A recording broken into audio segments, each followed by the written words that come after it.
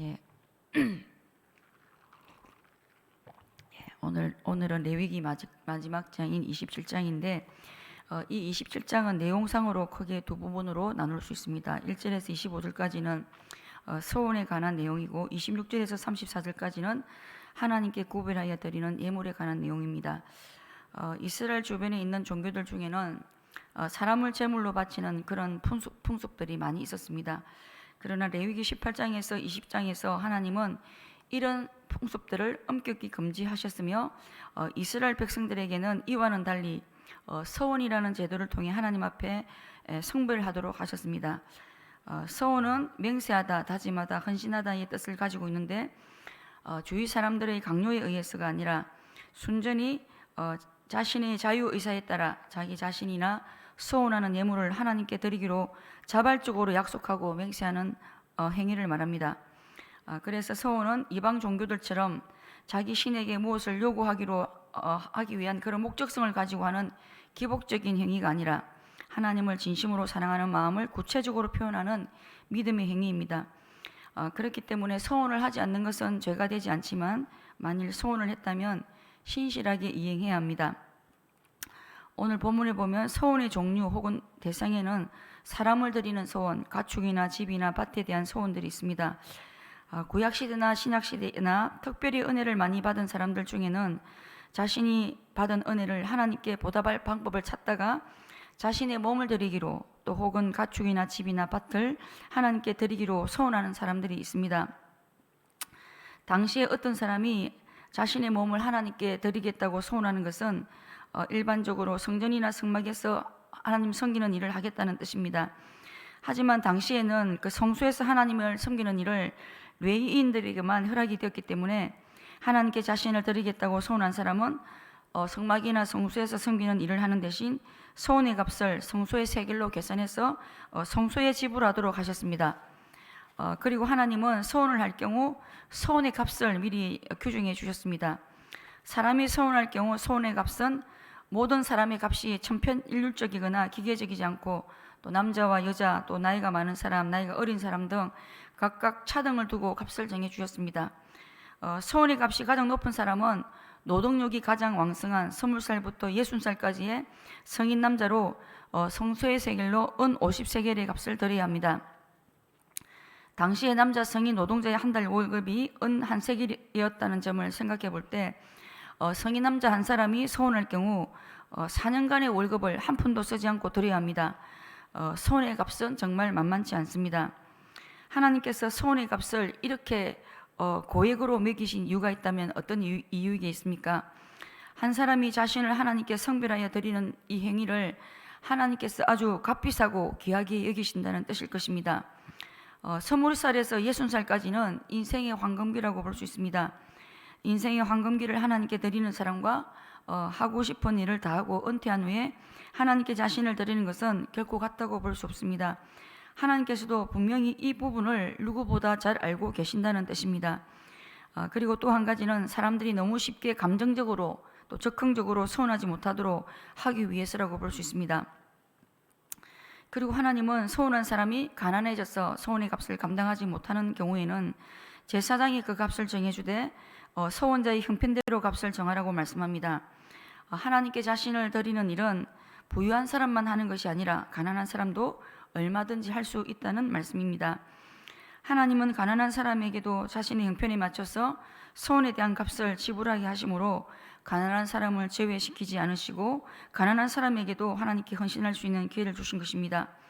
하나님께 자신을 드리고 하나님을 섬기는 일은 누구든지 할 수 있다는 것입니다.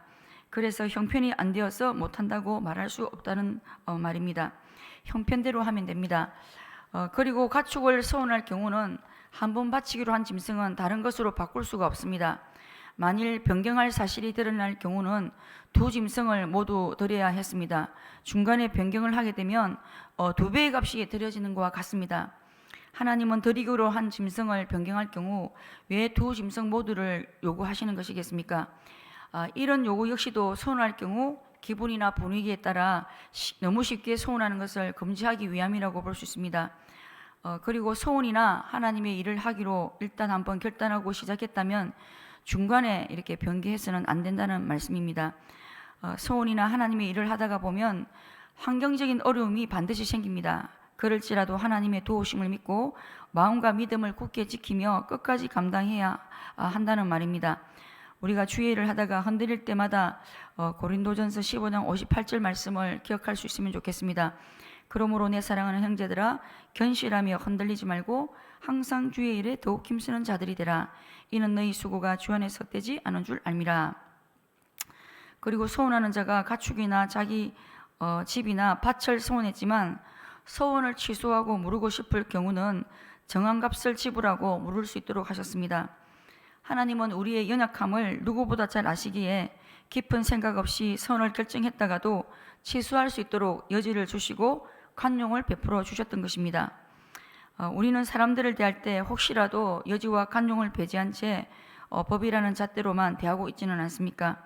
내가 연약하듯이 다른 사람도 연약하다는 사실을 우리가 인정할 때 우리는 다른 이들에 대해서 조금 더 넓은 관대함과 관용으로 대할 수가 있을 것입니다. 큰 틀에서 두 번째 내용인 성물에 관한 규례가 26절에서 34절까지 기록이 되어 있습니다. 26절에서 27절에서는 가축의 첫 것은 본래 하나님의 것이므로 소원의 예물이 될 수 없다고 말합니다. 하나님은 삶의 첫 것, 처음 것, 맨 앞에 있는 것을 받으시기를 원하신다는 사실입니다.